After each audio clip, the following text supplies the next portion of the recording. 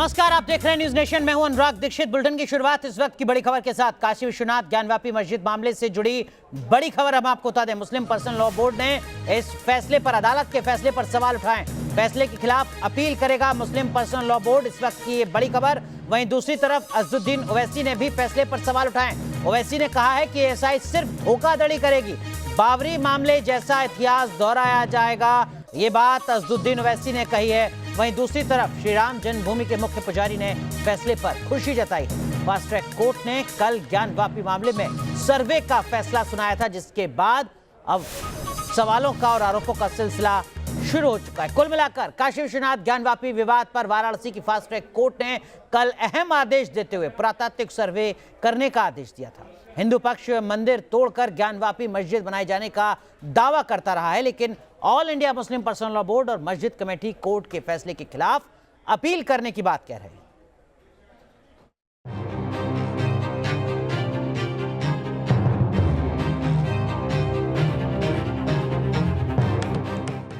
काशी विश्वनाथ मंदिर और ज्ञानव्यापी मस्जिद मामले को सुलझाने के लिए कोर्ट की पहल सामने आई तो सैकड़ों साल से चल रहा विवाद सुलझने की उम्मीद जगी।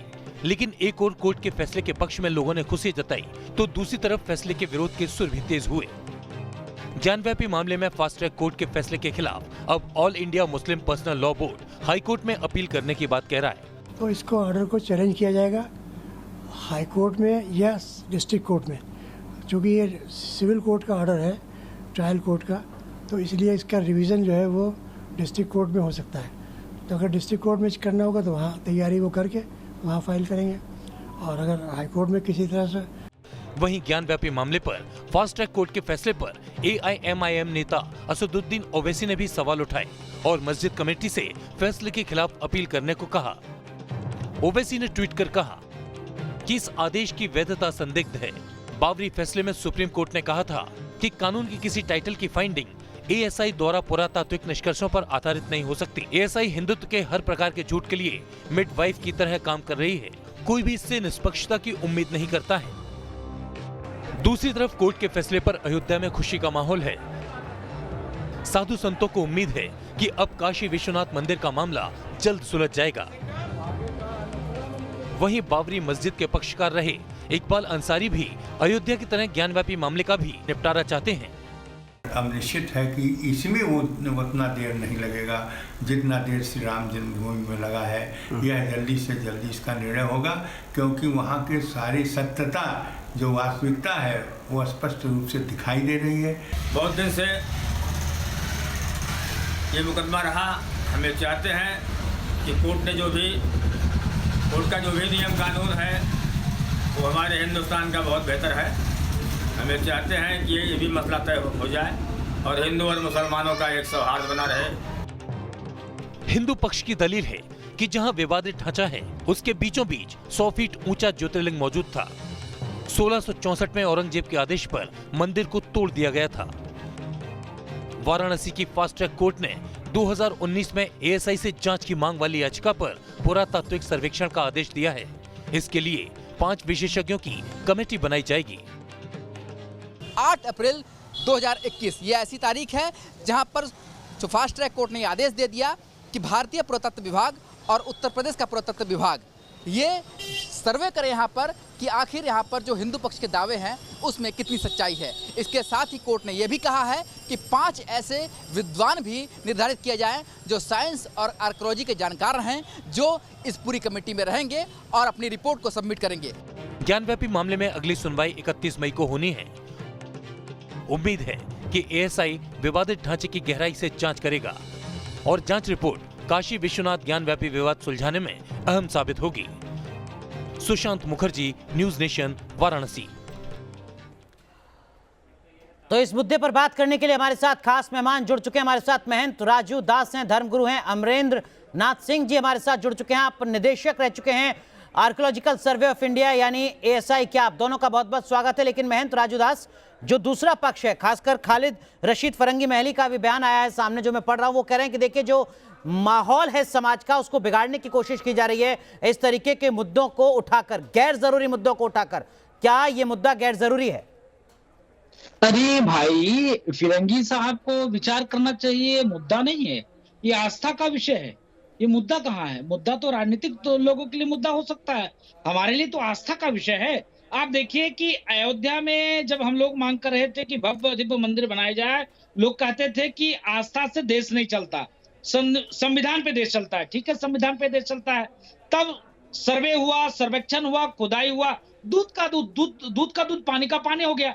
आपके सामने में प्रत्यक्ष है, वहां खुदाई पे जो स्टोन मिले, भगवान की खंडित मूर्तियां मिली, अभी लंबे लंबे जो खंभे जो है, कसौटी के खंभे अभी रखे हुए हैं। कोई भी राम जन्मभूमि आता है उसको हम लोग दिखाते हैं। तो कहने का मतलब है सांच को आंच नहीं। क्यों वो लोग भागना चाह रहे हैं? अगर आदेश कोर्ट ने दिया है तो खुदाई हो जाए, सर्वे हो जाए, सर्वेक्षण हो जाए, क्या दिक्कत है? क्या परेशानी है? ठीक है, विनोद बंसल साहब भी जुड़ चुके हैं, विश्व हिंदू परिषद के प्रवक्ता हैं। विनोद बंसल साहब, दिक्कत तो कुछ नहीं है, लेकिन आरोप ये लगाया जा रहा है दूसरे पक्ष की तरफ से कि देश के समाज के माहौल को बिगाड़ने की कोशिश की जा रही है इस तरीके के पुराने मुद्दों को उठाकर। मुझे बड़ा हंसी आ रही है ये जो बेहुदा जो तर्क दे रहे हैं लोग। आप मुझे बताइए, पुराने मुद्दे उखाड़े जा रहे हैं या सच्चाई को देश के सामने लाया जा रहा है? मैं कहता हूँ माननीय न्यायालय ने अगर कोई सच्चाई के अन्वेषण के लिए कोई आदेश दिया है तो उससे उस आदेश से किसी को परेशानी क्यों होनी चाहिए? मुझे बताइए कि अगर एएसआई अगर इस बात को नहीं करेगा तो कोई और कौन करेगा? और आप देखिए, देश की प्रेस्टीजियस ऑर्गेनाइजेशन है जिसको इस काम में महारत हासिल है, वही पूरे संपूर्ण देश के अंदर नहीं बल्कि विदेशों में भी अनेक देशों में उसको जो बुलाया जाता है कि आप जो है इस बात को प्रमाणित करके दिखाइए कि आखिरकार ये क्या था। तो आखिरकार अगर मान लो माननीय न्यायालय ने ये कहा है कभी इसका तथ्यात्मक रूप से जांच करिए कि वहां पर क्या था, क्या है, कैसा है, किसके ऊपर बना, क्यों बना, ये सब चीजों की जहां तक अन्वेषण जितना आप कर सकते हो उतना करके दिखाइए। लेकिन विनोद बंसल साहब, क्या वजह है कि अदालत की तरफ से फैसला आता है एएसआई के सर्वे का और इसको जो आप जैसे लोग हैं, पक्षकार हैं आपके, वो मानकर चल रहे हैं कि ये आपकी जीत की शुरुआत है? क्यों आपको ऐसा लगता है? नहीं, देखिए, हमने तो विश्व हिंदू परिषद ने तो अभी तक एक शब्द भी इस पर नहीं बोला और नहीं हम इसमें बोलने वाले हैं, क्योंकि देखिए कारण क्या है कि हम न्यायालय के काम में हस्तक्षेप कदापि नहीं करते। आपने देखा होगा कि जब राम जन्मभूमि का निर्णय आया तो भी विश्व हिंदू परिषद ने यह कभी नहीं कहा कि ये निर्णय विश्व हिंदू परिषद की कोई जीत है। विश्व हिंदू परिषद इसका कोई श्रेय लेना ही नहीं चाहता। और आप देखिए कि ये समाज का काम है, समाज के लोग करते हैं, समाज के द्वारा होता है, न्याय लेकिन हिंदू पक्षकारों को क्यों लग रहा है कि अगर सर्वे होगा तो उनकी जीत होगी? सर्वे का फैसला उनकी जीत की शुरुआत है। देखिए, मेरा ऐसा मानना है कि 30 वर्ष से ये मामला न्यायालय में लंबित है और ये भारत का एक बहुसंख्यक समुदाय है जो कि तथाकथित अल्पसंख्यक समुदाय को उत्पीड़न के कारण अपने आराध्य देव जो भगवान शिव हैं, उन शिव के ऊपर भी आघात, कुठाराघात और प्रत्याघात जो है सहन करने को मजबूर है। दुनिया का कोई भी देश ऐसा नहीं होगा अनुराग जी जिसका के बहुसंख्यक समुदाय और अल्पसंख्यक समुदाय के उत्पीड़न का शिकार होता हो, लेकिन ये सिर्फ भारत में होता है। और ये हमने राम जन्मभूमि के केस में भी देख लिया। 500 सालों तक हमने लड़ाई लड़ी और उसके बाद में 70 साल तक हमें न्यायालय में लग गए। तब जबकि हम बहुसंख्यक हैं, हमारा संविधान है, हमारा देश है, हमारी न्याय व्यवस्था है। विनोद बंसल साहब, माफ कीजिएगा, आपको रोक रहा हूं। मुफ्ती मौलाना नदीमुद्दीन साहब भी हमारे साथ जुड़ चुके हैं, अध्यक्ष हैं ऑल इंडिया उलेमा काउंसिल के। मौलाना साहब, विनोद बंसल साहब और महंत राजू दास दोनों ये कह रहे हैं कि देखिए मामला अदालत में है, अदालत से जो भी फैसला आए उसमें दिक्कत क्या है?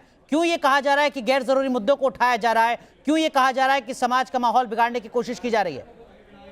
देखिए, जिस तरह से माननीय अदालत ने जल्दबाजी में सर्वे का हुक्म दिया है, ये सर्वे एक प्रश्न चिन्ह खड़ा करता है। सवाल ये नहीं, अगर अभी तक सर्वे ही नहीं हुआ है मगर मुखालिफ पक्ष कहता है कि वहाँ मंदिर तोड़ के मस्जिद बनाई गई, तो मैं कहता हूँ कि पहले अदालत से पहले यही अदालत बन गए।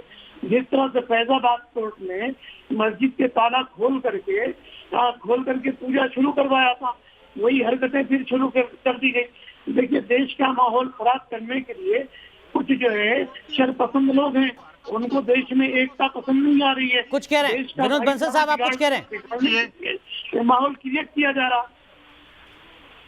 कोर्ट के निर्णय को आप हरकत बता रहे हो यार, आपको कम से कम शर्म आनी चाहिए यार। मौलाना साहब, आप अदालत के विवेक पर सवाल तो नहीं खड़ा कर रहे हैं? ये बात मैं आपसे कल भी कह रहा था। जब आप कहते हैं कि अदालत जल्दबाजी में फैसला सुना रही है, आप अदालत के विजडम पर फैसला सवाल खड़ा कर रहे हैं। नहीं, आप बताइए, जब उच्चतम न्यायालय ने आदेश दिया राम जन्मभूमि पर, उसी पे इनको जो विश्वास नहीं तो क्या बात करेंगे ये? अरे राम जन्मभूमि पर आपके फैसला आने से पहले आपने कहा कि मंदिर वहीं बनाएंगे, मस्जिद को आपने तोड़ दिया। आप मौलाना आप साहब, अदालत को क्या मानते हैं? मौलाना साहब, आपने तो मस्जिद तोड़ करके मंदिर बना दिया। जी, मैं अयोध्या में रहता हूँ। मौलाना साहब सुनो मेरी बात, मौलाना साहब मेरी बात सुनो। अयोध्या की जो सनातन संस्कृति है, कल्चर है, यहाँ पर 17 मस्जिदें हैं। मुसलमान बहुत खुश है। तुम्हारे चिल्लाने से यहाँ का मुसलमान नाराज होने वाला नहीं है। 3 मस्जिद ऑलरेडी मैंने बना के दिया। तुम्हारे अंदर दम नहीं, तुम्हारे अंदर क्षमता नहीं, तुम्हारे अंदर कैपेसिटी नहीं। तुम लोग कभी नहीं कह पाए कि वहाँ पर राम जन्मभूमि था। मैं सुपुर्द कर रहा हूँ।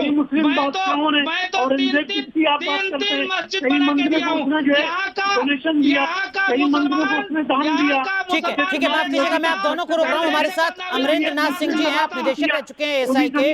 अमरेंद्र जी, थोड़ा दर्शकों की जानकारी के लिए बताइए सर कि जो सर्वे का जिसका अदालत ने आदेश दिया है, दरअसल में सर्वे की प्रक्रिया होती कैसे है? एएसआई कैसे सर्वे करेगा? क्या जमीन की खुदाई होगी? कितने फीट गहरी खुदाई होगी? कितने इलाके में खुदाई होती है?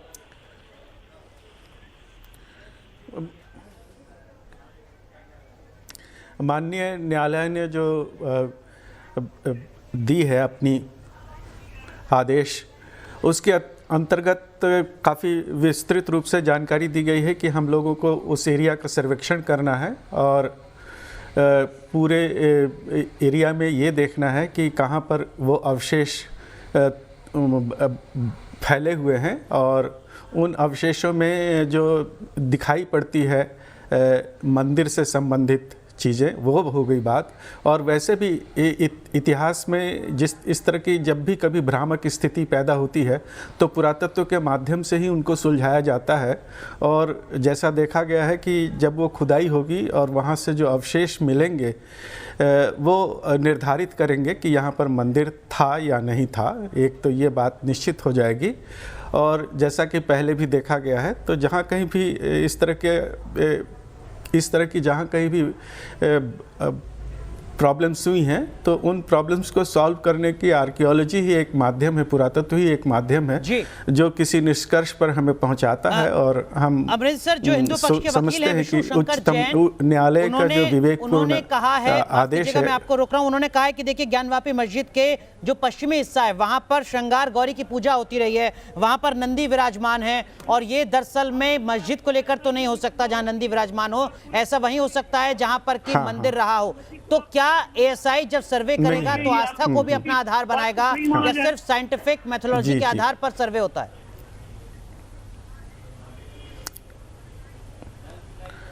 हाँ, वो नंदी जो है वो माना जाता है कि वो अपनी जगह पर प्राचीन काल से वहीं पर स्थित हैं और वो एक बिंदु है जिसके आधार पर हम लोग सुनिश्चित कर पाएंगे। और उसी दिशा में नंदी प्रायः जो है सो मुख्य द्वार के सामने होती हैं। तो और वो शिव का मंदिर होगा, नंदी वहाँ पर हैं और विशालकाय नंदी हैं और वो निर्धारित करेगा दिशा और डायरेक्शन। और जो पुरातत्व के लोग होंगे वो अपने प्लानिंग योजना जो बनाएंगे खुदाई की, उसमें इन सब बातों का ध्यान दिया जाएगा और निश्चित रूप से निष्कर्ष निकलेगा, इसमें कोई दो राय नहीं है। पहले तो सारे जो स्थिति है जो ऊपर दिखाई पड़ती है, जितने भी स्ट्रक्चर्स हैं उन सब का डॉक्यूमेंटेशन होगा, बृहत डॉक्यूमेंटेशन होगा, ड्राइंग बनेगी, सब कुछ बनेगा और तब जाकर के वहाँ पर खुदाई की व्यवस्था की जाएगी। मौलाना साहब, आपने सुना, देखिए एएसआई पूरी तरह से एएसआई में अहम भूमिका निभाई है। अमरेंद्र जी ने वो अपने अनुभव के आधार पर कह रहे हैं कि किस तरीके से पूरा सर्वे होगा। सर, अगर नंदी है वहां पर तो मंदिर नहीं होगा, इस नतीजे पर आप कैसे पहुंच गए? सर्वे तो होने दीजिए। देखिए, सर्वे होने दीजिए, हम सर्वे पर एतराज नहीं कर रहे हैं। मैं कह रहा हूँ कि राम मंदिर का निर्माण अभी क्यों रोका गया? उसके अंदर सरजू का पानी मिला, कौन से अवशेष मिले थे? सुप्रीम कोर्ट ने क्या कहा कि मंदिर तोड़ करके मस्जिद नहीं बनाई गई। ये खुद सुप्रीम कोर्ट ने अपने फैसले में कहा। उसके बावजूद बहुसंख्यक का भावना का ख्याल रख करके मौलाना साहब माफ कीजिएगा, आपने कल भी यही बातें कही थी, आप आज भी वही बातें दोहरा रहे हैं। विनोद बंसल साहब, जानकारी नहीं है। मौलाना साहब आपको जानकारी नहीं है। मौलाना साहब आपको जानकारी नहीं है। बिल्कुल नहीं है, आपको जानकारी नहीं है। मुझे है। मौलाना साहब जानकारी नहीं है, मैं अयोध्या में रहता हूँ। जी राजू दास साहब, जरा मौलाना साहब की जानकारी दुरुस्त कीजिए।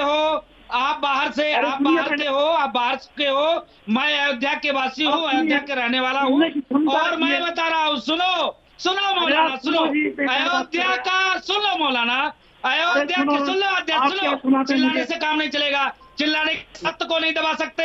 अगर सत्यता है तो क्यों भाग रहे हो, क्यों डर रहे हो, क्यों पीछे भागते हो, क्यों परेशान हो, क्यों चिल्ला रहे हो? माहौल नहीं खराब करना, माहौल नहीं, गलत, बदतमीजी में नहीं। अयोध्या की सर्वेक्षण खुदाई हुआ है, 17 से 18 ग्रेनाइट के स्तंभ मिले हुए हैं। अगर तुम्हारे चश्मा नहीं, अगर तुम दिखाई नहीं, आओ अयोध्या, अयोध्या आओगे। अगर तुम असली ओरिजिनल मुसलमान हो, अगर सच्चे मुसलमान हो, मैं तुमको कुरान का सौगंध देता हूँ। मौलाना सुन, तुमको कुरान के सौगंध है। तुम अगर ओरिजिनल मुसलमान हो तो तुम अयोध्या आओ, तुमको राम जन्मभूमि ले चल रहा हूँ, तुमको जहाँ पर सर्वेक्षण हुआ है, हिंदू धर्म में सिखाता है, आपका हिंदू धर्म सिखाता है कि मस्जिद को तोड़ करके मंदिर बनाओ। ठीक है, माफ कीजिएगा महेंद्र राजू दास, आप थोड़ा सभ्य शब्दों में भी न्योता दे सकते हैं। मौलाना साहब पहुंचेंगे अयोध्या, वो कह रहे हैं कि मैं आऊंगा अयोध्या हिंदुस्तान की जमीन है। एक छोटा सा ब्रेक यहां पर ले रहे हैं, ब्रेक के बाद कुछ और पहलू हैं जिनको समझने की कोशिश करेंगे, तुरंत हाजिर होते हैं। मौलाना साहब, आप कह रहे हैं कि फैसला अदालत ने जल्दबाजी में लिया है। अजदुद्दीन ओवैसी साहब का बयान आया है, वो कह रहे हैं कि एएसआई सिर्फ धोखाधड़ी करेगी। ये भरोसे का संकट क्यों है इतना? क्यों नहीं है?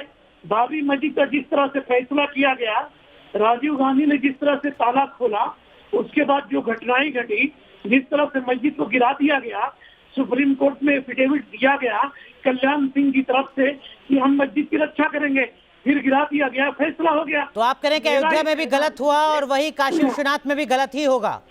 महेंद्र राजू दास, बिल्कुल होगा।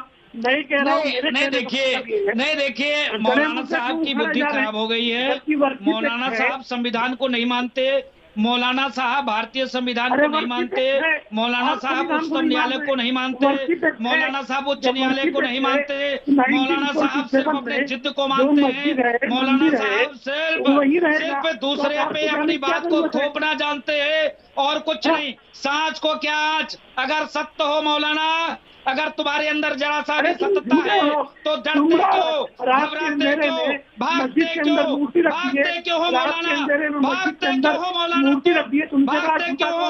बार-बार भागने का पसंद करते हो, पूरे देश को भड़काने का, पूरे देश को भड़काना बंद कर दो मौलाना। ठीक है, थोड़ा मौलाना साहब, महेंद्र राजू दास थोड़ा जानकारी भी जुटा लेते हैं। अमरेंद्र सर, एएसआई जो अपनी सर्वे करती है, जांच करती है, क्या वो तथ्यों को भी सामने रखती है? सर, अदालत में जब अपनी रिपोर्ट सौंपी जाती है तो तमाम फैक्ट्स भी पेश किए जाते हैं या सिर्फ आस्था का हवाला होता है?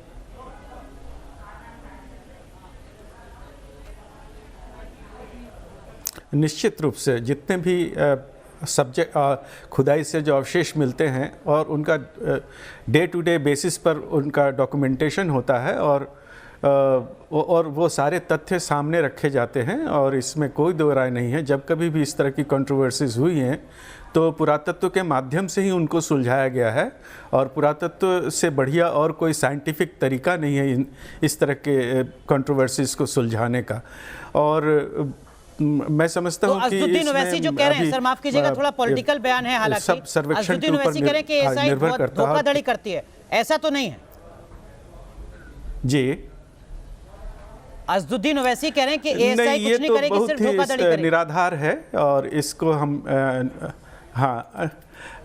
नहीं, ये ऐसा कोई भी तथ्य नहीं है। तथ्य का संगत, न्याय संगत अभिव्यक्ति नहीं है उनकी और इसको हम मानते नहीं हैं। कोई भी तो फैक्ट एंड फाइंडिंग्स के साथ अपनी रिपोर्ट एएसआई रखेगी अदालत के सामने काशी विश्वनाथ ज्ञानवापी मामले में। बहुत बहुत शुक्रिया आप तीनों का जुड़ने के लिए। विनोद बंसल साहब, आपका भी बहुत बहुत शुक्रिया जुड़ने के लिए। तो हर अपडेट लगातार हम आप तक पहुंचाते रहेंगे। एक छोटा सा ब्रेक, तुरंत हाजिर होते हैं।